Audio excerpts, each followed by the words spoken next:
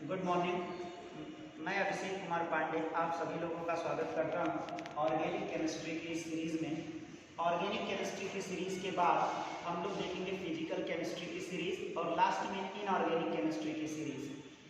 Organic chemistry की series में हम लोग क्लास 11th का जो सबसे पहला चैप्टर है some basic principles and techniques, वहीं से हम लोग स्टार्ट करने जा रहे हैं। और वहाँ से स्टार्ट करने से सबसे पहले हम लोग ऑर्गेनिक केमिस्ट्री पढ़ने जा रहे हैं। तो हम ये जानते हैं कि ऑर्गेनिक केमिस्ट्री जो होता है वो specially devoted to carbon compounds के लिए होता है। Organic chemistry specially devoted to carbon compounds. Carbon के किस कंपाउंड्स को हम लोग ऑर्गेनिक केमिस्ट्री की ब्रांच में रखते हैं, तो इसके ऑर्गेनिक केमिस्ट्री के न्यू डेफिनेशन में हम ये कह सकते हैं कि ऑर्गेनिक केमिस्ट्री में वो सभी कंपाउंड्स की स्टडी करेंगे जिसमें कार्बन तो होगा ही होगा, ये हाइड्रोजन के साथ भी कनेक्टेड होगा। ठीक है, तो ऑर्गेनिक केमिस्ट्री का डेफिनेशन हम ये कह सकते हैं, it is a carbon compound connected with the hydrogen. ठीक है, ये अपना न्यू डेफिनेशन है, आज के डेट में एक्सेप्टेड है। लेकिन ऐसा हम लोग पहले नहीं सोचते थे। 1828 से पहले ये डेफिनेशन ऑर्गेनिक केमिस्ट्री का एक्सेप्टेड नहीं था, क्योंकि उस समय ऑर्गेनिक केमिस्ट्री के बारे में बहुत ज़्यादा लोगों को नॉलेज नहीं था। तो सबसे पहले ऑर्गेनिक केमिस्ट्री के बारे में लोग क्या सोचते थे, ऑर्गेनिक कंपाउंड किसे मानते थे? तो लोग कहते थे कि वो सभी कार्बन के कंपाउंड्स ऑर्गेनिक कंपाउंड बोले जाएंगे जिनका ओरिजिन लिविंग ऑर्गेनिजम्स होगा और जिनके बनने में कोई ना कोई वाइटल फोर्स इन्वॉल्व होगा। कौन सा फोर्स इन्वॉल्व होगा? वाइटल फोर्स इन्वॉल्व होगा। और इसी से रिलेटेड एक थ्योरी भी दी गई थी, वाइटल फोर्स थ्योरी, जो बर्जीलियस के द्वारा दी गई थी।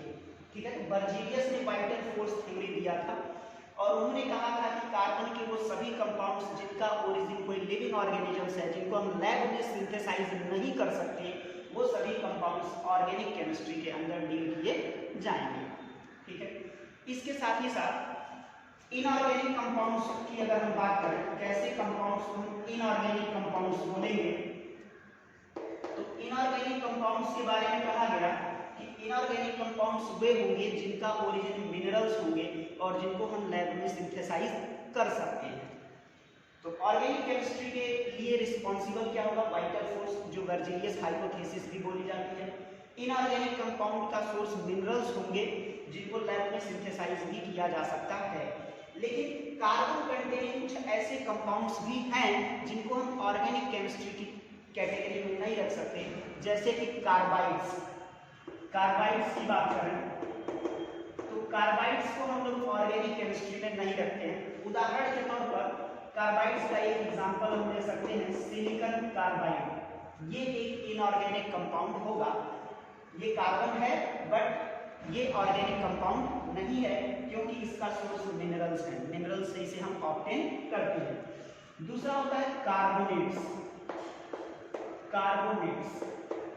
कार्बोनेट्स को भी हम ऑर्गेनिक में नहीं रखते, इवन दे कंटेन कार्बन। जैसे कि एग्जांपल के तौर पर कैल्शियम कार्बोनेट, इसका मिनरल और नेम हो जाता है लाइमस्टोन, तो ये लाइमस्टोन हो गया।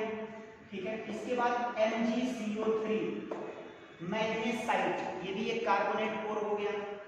इसके बाद FeCO3 सिडेराइट हो गया। ठीक है, PbCO3 सेरुसाइट हो गया। तो इस तरीके से जितने भी ये कार्बोनेट और हैं उनको हम ऑर्गेनिक केमिस्ट्री में नहीं रखते, क्योंकि इनके सोर्स मिनरल्स हैं। इसके अलावा कार्बन में कार्बन डाइऑक्साइड हो गया। कार्बोनेट को गर्म करेंगे तो आप कार्बन डाइऑक्साइड मिल जाएगा और इसे लैब में सिंथेसाइज किया जा सकता था, तो इसलिए इसे ऑर्गेनिक केमिस्ट्री के अंदर नहीं रखा जाता है। कार्बन मोनोऑक्साइड हो गया। ठीक है, तो ये जितने भी कंपाउंड्स आपके सामने भी लिखे गए हैं, इन सबको हम डील करते हैं इसमें इनऑर्गेनिक केमिस्ट्री में, इसीलिए इनको इनऑर्गेनिक कंपाउंड्स भी कहा जाता है। अब क्वेश्चन ये आता है, तो क्या हम कार्बन टेट्राक्लोराइड को ऑर्गेनिक बोलेंगे या नहीं बोलेंगे? क्योंकि ये तो कार्बन का कंपाउंड है लेकिन इसमें हाइड्रोजन नहीं है। तो हम ये कहेंगे कि ये this carbon tetrachloride is the organic compound, ये एक ऑर्गेनिक कंपाउंड है। कारण ये है कि अगर आप मीथेन लें और मीथेन से एक एक हाइड्रोजन हटाते जाएं, तो एक एक हाइड्रोजन हटा के अगर क्लोरीन ऐड करते हैं तो ये कार्बन टेट्राक्लोराइड बन जाता है। तो इस कार्बन टेट्राक्लोराइड वो क्या है, मीथेन है, जो कि एक ऑर्गेनिक कंपाउंड है। इसी वजह से कार्बन टेट्राक्लोराइड को भी हम एक ऑर्गेनिक कंपाउंड कि बर्जीलियस हाइपोथेसिस में ये इंक्लूड कर लिया गया था कि जो भी ऑर्गेनिक कंपाउंड होंगे वो वाइटल फोर्स उनके लिए रिस्पॉन्सिबल होंगे, ठीक है। लेकिन ये बर्जीलियस हाइपोथेसिस 1828 जब फ्रेडरिच वॉलर ने अमोनियम साइनेट, जो कि एक इनऑर्गेनिक कंपाउंड था, इसको गर्म करके एक ऑर्गेनिक कंपाउंड यूरिया को सिंथेसाइज किया, उसके बाद ये थ्योरी जो थी वो फेल कर गई और लोगों का जो विश्वास वाइटलिज्म पर था उससे लोगों का विश्वास हट गया। हम यहाँ पर वॉलर की थ्योरी पर आने से पहले, वॉलर का जो प्रिपरेशन है उस पर आने से पहले थोड़ा सा इंफॉर्मेशन आपको बर्जीलियस के बारे में बता दें। तो बर्जीलियस ही वो साइंटिस्ट हैं जिन्होंने इन्वेंट किया था the system of chemical symbol, जो आज के डेट में भी प्रयोग किया जाता है। तो केमिकल सिंबल का जो सिस्टम है वो बर्जीलियस ने ही डेवलप किया था। इसके अलावा बर्जीलियस के बारे में बताएं तो इन्होंने डिस्कवर किया था कुछ एलिमेंट्स को इन्होंने डिस्कवर किया था, जिसमें नाम आता है सीरियम का, लिथियम का, सीरियम, लिथियम, टाइटेनियम, जिरकोनियम, ठीक है, सिलिकॉन। इन सभी तत्वों को बर्जीलियस ने ही डिस्कवर किया था। थोरियम भी है इसमें, इसको भी इन्होंने ही डिस्कवर किया था। अब ये सभी एलिमेंट्स बर्जीलियस ने डिस्कवर कर रखे हैं और इसके अलावा केमिकल सिंबल्स का जो आज हम लोग प्रयोग करते हैं वो भी बर्जीलियस ने ही दिया हुआ है। अब हम आते हैं फ्रेडरिच वॉलर के प्रिपरेशन पर। तो फ्रेडरिच वॉलर का जो प्रिपरेशन है, पहली बात कि फ्रेडरिच वॉलर जो है वो एक जर्मन साइंटिस्ट हैं। तो ऑर्गेनिक केमिस्ट्री का अगर फादर कहा जाए तो ऑर्गेनिक केमिस्ट्री का फादर हम फ्रेडरिच वॉलर को ही बोलेंगे, क्योंकि इनके इसी प्रिपरेशन के बाद ऑर्गेनिक केमिस्ट्री का एक मॉडर्न शेप, मॉडर्न डेफिनेशन आपको देखने को मिलता है। इसलिए ऑर्गेनिक केमिस्ट्री का फादर हम वॉलर को बोलते हैं। जैसा कि सब लोग जानते हैं केमिस्ट्री का फादर हम लोग लेवाजियर को बोलते हैं, ऑर्गेनिक केमिस्ट्री का फादर वॉलर को बोलते हैं। इंडियन केमिस्ट्री का अगर बोला जाए कि इंडियन केमिस्ट्री का फादर कौन है, तो ये आचार्य प्रफुल्ल चंद्र राय को बोला जाता है, जो रॉयल सोसाइटी ऑफ लंदन ने एक्सेप्टेड किया था। तो आते हैं वॉलर की सिंथेसिस पर। इन्होंने क्या किया था, इन्होंने एक inorganic compound ammonium cyanate, ammonium cyanate में ये अमोनियम आयन है और ये साइनेट आयन है, यानी ये पॉजिटिव आयन है और ये नेगेटिव आयन है, जो कि एक, इसका नाम है अमोनियम साइनेट, जो कि एक इनऑर्गेनिक कंपाउंड है, ठीक है। ये एक इनऑर्गेनिक कंपाउंड अमोनियम साइनेट है। इसको जब हम लोग गर्म करेंगे, हीट करेंगे, तो हीट करने पर ये बना देता है urea, NH2CO NH2 urea. Urea का एक नाम और है, इसको हम लोग कार्बामाइड भी कहते हैं। क्या कहते हैं, कार्बामाइड। तो यूरिया बनाया जो कि एक ऑर्गेनिक कंपाउंड है, ठीक है। ये एक ऑर्गेनिक कंपाउंड है। ये एक रीअरेंजमेंट रिएक्शंस होता है, रीअरेंजमेंट रिएक्शंस। ऐसा इसलिए बोला क्योंकि जितने तत्व आपको यहाँ दिख रहे हैं, जितने भी एलिमेंट्स यहाँ दिख रहे हैं, ये सभी एलिमेंट्स इस फॉर्मूले में भी अवेलेबल है। डिफरेंस है तो सिर्फ इन एलिमेंट्स की एक दूसरे से कनेक्टिविटी का डिफरेंस। तो हमने देखा कि ये जो एक प्रकार का रीअरेंजमेंट रिएक्शन है, जो डिफरेंस है वो सिर्फ यहाँ पर एलिमेंट्स की कनेक्टिविटी का डिफरेंस है। और ये ऑर्गेनिक कंपाउंड जो लैब में सिंथेसाइज किया गया था वॉलर के द्वारा अमोनियम साइनेट को गर्म करके, जब इसकी प्रॉपर्टी चेक की गई तो इसकी प्रॉपर्टीज आइडेंटिकल थी to the, it is identical to the urea which is synthesized by the mammals. जो मैमल्स के द्वारा सिंथेसाइज्ड यूरिया है उससे इसकी प्रॉपर्टीज आइडेंटिकल थी। यानी ये प्रूफ हो गया कि ये जो यूरिया है वो वही है जो अब तक वाइटल फोर्स से हम मानते थे कि सिर्फ बनाया जा सकता है। तो पहली बार इसको लैब में सिंथेसाइज किया गया। This synthesis was done in 1828 by Wohler, ठीक है। तो यहाँ पर यूरिया का फॉर्मेशन कर लिया गया। इसके बाद 1828 के बाद सेकेंड ऑर्गेनिक कंपाउंड 1845 में डिस्कवर किया गया, जिसको कोल्बे ने डिस्कवर किया था, और ये था एसिटिक एसिड। एसिटिक एसिड को डिस्कवर किया था कोल्बे ने 1845 में। इसके बाद 1856 में डिस्कवरी हुई थी, बर्थेलॉट ने इसको डिस्कवर किया था, बर्थेलॉट ने डिस्कवर किया था मीथेन। इन डिस्कवरीज के बाद number of organic compounds were synthesized, और यहाँ से जो मॉडर्न ऑर्गेनिक केमिस्ट्री है वो एक नया शेप एक्वायर करता है। और ये मॉडर्न शेप जो एक्वायर करता है, इसके लिए जो रिस्पॉन्सिबल कॉन्सेप्ट है वो है electronic theory of covalent bonding. उस पर हम डिटेल में थोड़ी देर बाद बात करेंगे। पहले अभी हम इसी रिएक्शन से रिलेटेड कुछ बातें कर लेते हैं।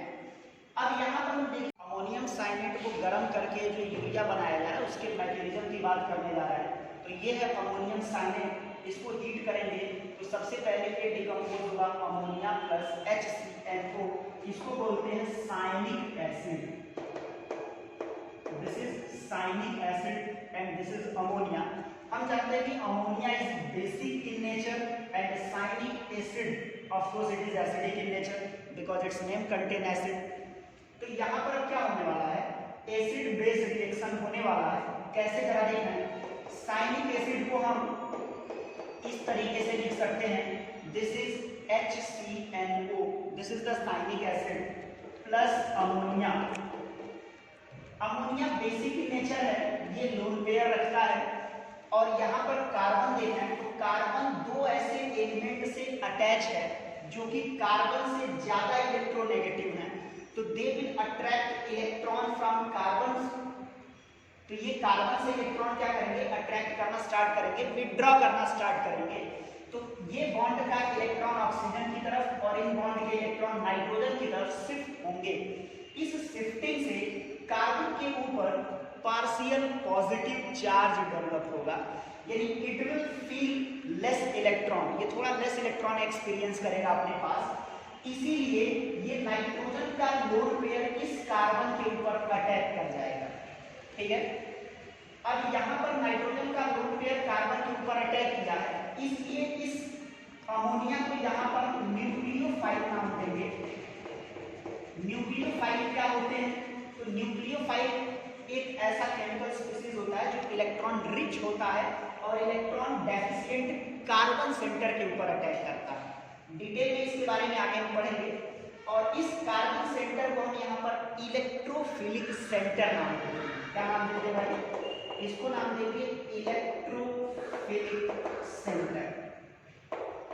तो इस इलेक्ट्रोफिलिक सेंटर पर न्यूक्लियोफाइल का अटैक होगा। इसके अटैक होने से यहाँ सिग्मा है, यहाँ पाई है, तो of course pi bond is weaker then sigma bond, तो ये पाई वाला बॉन्ड टूट के इस नाइट्रोजन की तरफ शिफ्ट हो जाएगा, और इस शिफ्टिंग की वजह से अपने को जो मिलेगा वो C डबल बॉन्ड N, और इस N के ऊपर नेगेटिव चार्ज चला जाएगा, जबकि इस कार्बन से क्या अटैच हो जाएगा, अमोनिया। अमोनिया का नाइट्रोजन ने अपना लोन पेयर इलेक्ट्रॉन दिया है, तो इसके ऊपर आ जाएगा पॉजिटिव चार्ज। अब नाइट्रोजन के ऊपर पॉजिटिव चार्ज आ गया, एक बहुत ही ज्यादा इलेक्ट्रोनेगेटिव एलिमेंट के ऊपर पॉजिटिव है, ये बात इलेक्ट्रोनेगेटिव एलिमेंट कभी भी बर्दाश्त नहीं करेगा। तो ये क्या करेगा, जो इससे कनेक्टेड है उनसे इलेक्ट्रॉन विथड्रॉ करना स्टार्ट करेगा। तो अब ये हाइड्रोजन बहुत ही ज्यादा इलेक्ट्रॉन डेफिशिएंसी फील करेगा, इसी वजह से ये इस नाइट्रोजन के लोन पेयर की तरफ इस नाइट्रोजन के नेगेटिव चार्ज की तरफ अट्रैक्ट हो जाएगा, और ये हाइड्रोजन यहाँ से निकल करके नाइट्रोजन के पास चला जाएगा। तो अपने को क्या मिल जाएगा, इसके बाद के स्टेप में HOC, यहाँ से लग गया N, 2 H यहाँ थे, NH2 हो गया, इसका पॉजिटिव चार्ज खत्म हो गया क्योंकि इस बॉन्ड का इलेक्ट्रॉन किसको मिल गया, नाइट्रोजन को, और यहाँ से लगा डबल बॉन्ड से नाइट्रोजन, जिसके ऊपर था माइनस चार्ज, वो H प्लस लेकर के बना दिया NH, ये चीज हो गया। अब यहाँ पर आपको एक कंडीशन देखने को मिलेगा रेजोनेंस का। यहाँ देखें कोई एक एलिमेंट है A मान लीजिए जो डबल बॉन्ड से B से लगा है, और एक तीसरे एलिमेंट C से लगा है, जिसके पास लोन पेयर है, तो यहाँ पर रेजोनेंस की पॉसिबिलिटी बनती है। और इस रेजोनेंस की पॉसिबिलिटी की वजह से यहाँ पर देखें दो रेजोनेटिंग स्ट्रक्चर स्ट्रक्चर को एक दूसरे से सेपरेट करने के लिए इस डबल हेडेड एरो का प्रयोग किया जाता है।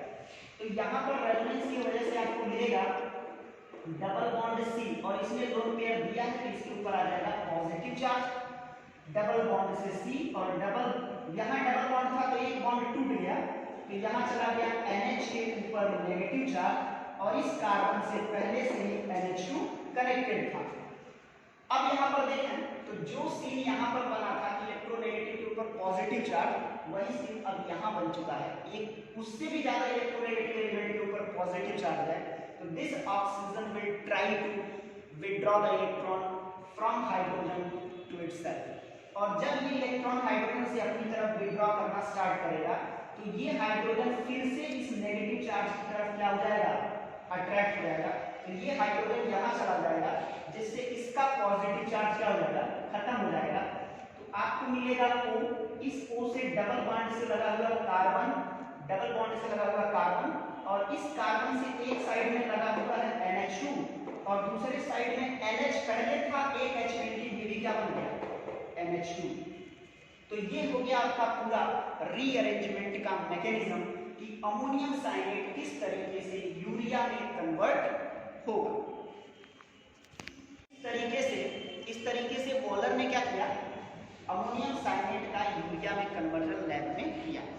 बॉलर ने इसके अलावा एल्यूमिनियम और बेरिलियम को प्यूरिफाई करने का मेथड भी हमें बताया है। तो एल्यूमिनियम और बेरिलियम का purification method given by the bowler, ठीक है। अब हमने ये कहा है आपको कि इसके बाद 1828 के बाद 1845 में एसिटिक एसिड ओल्वे के द्वारा, 1856 में मीथेन बर्थेलॉट के द्वारा डिस्कवर किया गया, और इन डिस्कवरीज के बाद एक number of organic compounds were synthesized in the lab, और कार्बन से रिलेटेड इतने ज्यादा कंपाउंड सिंथेसाइज किए गए, कार्बन इतने vast variety of organic compounds बनाता है, इसके पीछे कार्बन की बहुत ही स्पेशल प्रॉपर्टीज काम करती है, और वो होती है कार्बन की कैटेनेशन प्रॉपर्टीज, और कार्बन का special position in the periodic table. Carbon periodic table में जिस पोजीशन पर है उसके पहले वाले सभी एलिमेंट इलेक्ट्रॉन डोनेट करने की टेंडेंसी रखते हैं, उसके बाद के सभी एलिमेंट इलेक्ट्रॉन एक्सेप्ट करने की टेंडेंसी रखते हैं, लेकिन कार्बन एक ऐसा एलिमेंट है जो इलेक्ट्रॉन शेयर करने की प्रॉपर्टीज रखता है। तो इलेक्ट्रॉन शेयरिंग प्रॉपर्टीज और कैटिनेशन प्रॉपर्टीज की वजह से कार्बन बहुत ज्यादा नंबर ऑफ ऑर्गेनिक कंपाउंड्स बनाता है, और इसी वजह से, इन्हीं दोनों चीजों की वजह से आज जो ऑर्गेनिक केमिस्ट्री है वो electronic concept of covalent bonding को लेकर के एक मॉडर्न शेप में देखने को मिलती है। उससे रिलेटेड अब जो हम मॉडर्न शेप से रिलेटेड ऑर्गेनिक केमिस्ट्री के बारे में जो बात करेंगे वो कार्बन की टेट्रा वैलेंसी, कार्बन की बॉन्डिंग और ऑर्गेनिक कंपाउंड की रिप्रेजेंटेशन से रिलेटेड होगा, जिसको हम नेक्स्ट लेक्चर में कवर करेंगे। Thanks to all for watching this video.